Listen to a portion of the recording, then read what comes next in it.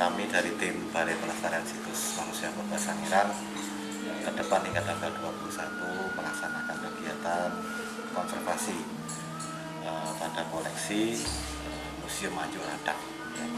Jadi memang menjadi pengetahuan kita semua bahwa akan berbeda ketika tiap benda itu pasti memerlukan sebuah perawatan ya.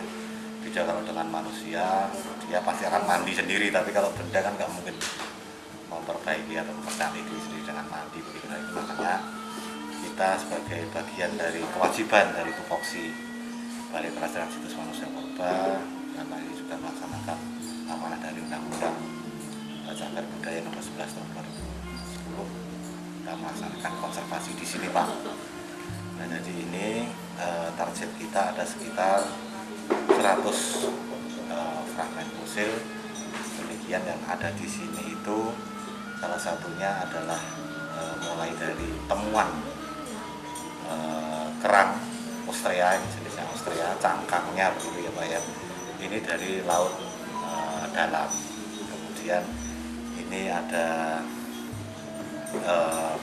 tanduk ya, ini tanduk dari ibos, tanduk bantengnya. Kemudian ini juga ada dari proposit, ini dari gajah purba, dan ini menunjukkan bahwa ini adalah wilayah zona di laut ketika Nganjuk dulu menjadi laut, dan ini zona ketika mereka hidup di daratan atau kontinental begitu. Nah, ada hal baru juga, selain kita hanya melaksanakan pembersihan yang dengan bahan kimia, maka mulai 2 tahun yang lalu kita sudah mengembangkan kerjasama dengan beberapa universitas, salah satunya adalah Universitas Negeri Solo.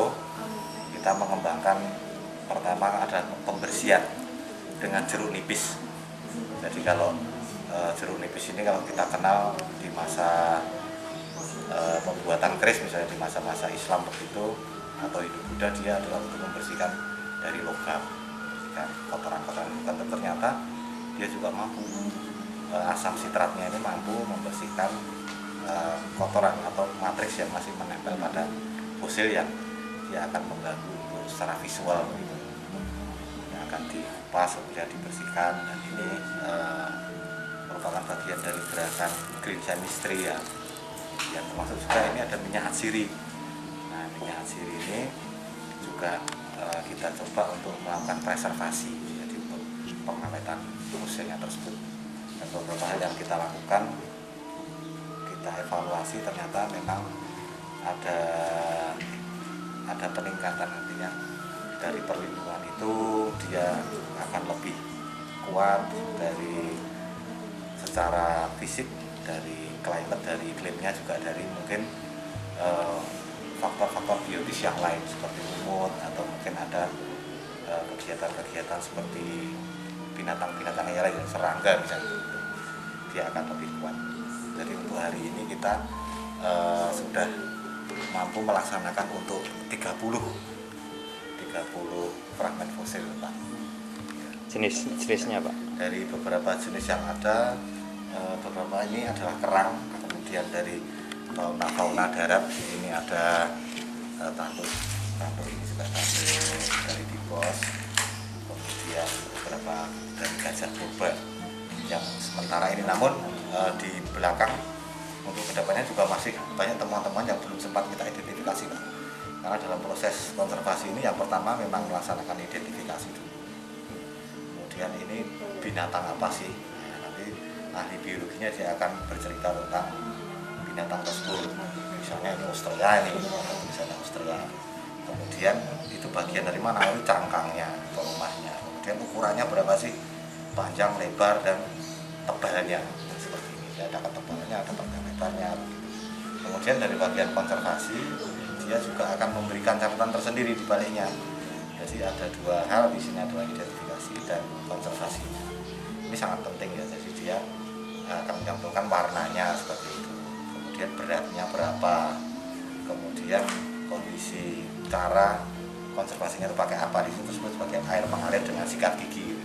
Artinya ini tetap dipantau. Misalnya ke depan 6 bulan kita kontrol, kita akan mungkin bisa bisa ajang sana ke sini atau melalui pegawai yang di sini bisa melaporkan, Pak, ternyata kok terjadi perubahan warna ya, tadinya kondisi seperti kok jadi hitam, berarti ada sesuatu yang mempengaruhi di kondisi fosil ini. Nah itu baru akan kita cari tahu apakah itu dari sebab manusia, dari chemical atau dari fisiknya. Mungkin ruangannya terlalu lembab, kemudian dia berjamur. Nah itu yang akan kita pantau terus melalui kartu konservasi seperti ini, Pak. Ya, salah satu indikasi di dalam geologi itu adalah adanya kehidupan fauna. Jadi di beberapa tempat di lapisan tanah di bumi itu biasanya mereka juga ditinggali oleh beberapa fauna. Kalau kita lihat kerang seperti ini, dia berasalnya dari laut. Dia adalah air asin, berasal dari air asin dan dia berasal dari laut. Itu membuktikan bahwa dulu habitatnya ini memang di laut. Tapi ketika ini ketemu, dia mungkin sudah tertransportasi. Ya, jadi satu tertransportasi, yang kedua terjadi perubahan pada superposisi geologinya. Ya, ketika suatu saat kan tanah itu nggak mungkin akan diem, Pak. Kadang-kadang ada tenaga eksogen endogen, dia akan membentuk lipatan, kemudian dia akan roboh. Nah, bagian yang tua itu bisa menjadi di atas. Kalau superposisi hukumnya ketika lapisan tanah yang belum terusak, dia yang paling bawah pasti yang paling bawah.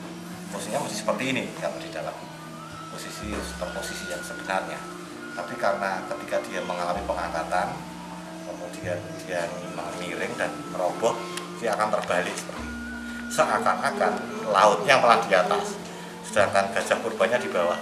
Nah, ini ahli geologi, dia akan mempelajari bagaimana sebenarnya sedimentasi yang terjadi. Untuk dalam sejarah geologinya memang tidak setiap tempat di Jawa itu memiliki kronologi yang sama. Kadang-kadang di tempat yang lain seperti di Pegunungan Kendeng dan Pegunungan Seribu itu mereka sudah terangkat menjadi daratan.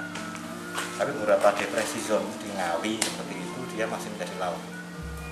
Itu yang akan sedikit berbeda. Jadi ini masih hidup di laut, gajah sudah ada di daratan dalam satu garis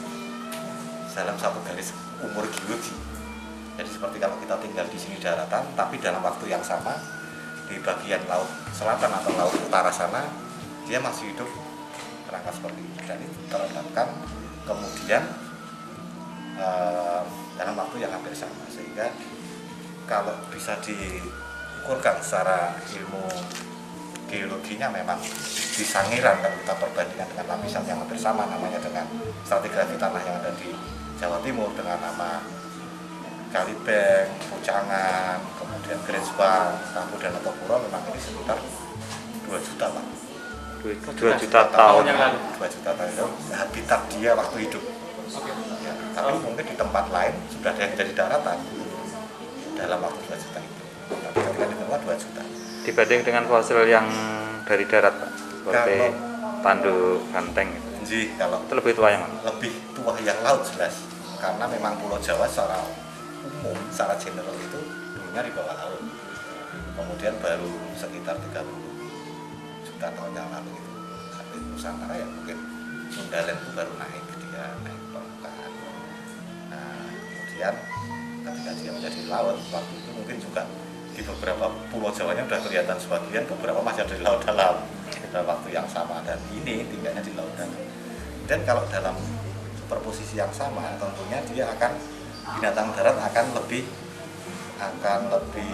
muda usianya, karena menurut sejarah geologinya dari laut ini kemudian dia karena daratannya mengalami pengangkatan, kemudian lautnya airnya hilang, kemudian dia tersedimentasi, baru kemudian menjadi daratan penuh.